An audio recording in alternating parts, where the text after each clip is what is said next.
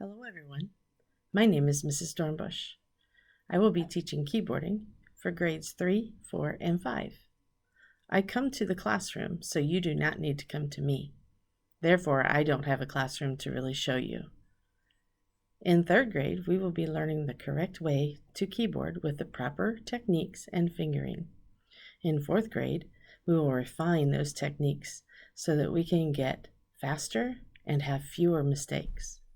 In 5th grade, we will continue refining those skills and work in the program called Word a little bit more.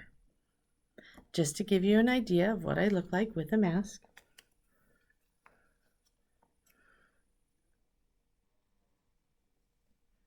just a little bit about me. This is my 32nd year here at Milton-Union Schools.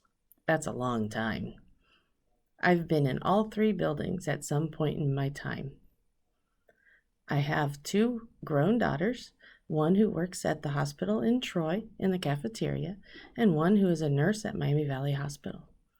I am married, and I have 2 dogs that are very energetic. I can't wait to see you all soon.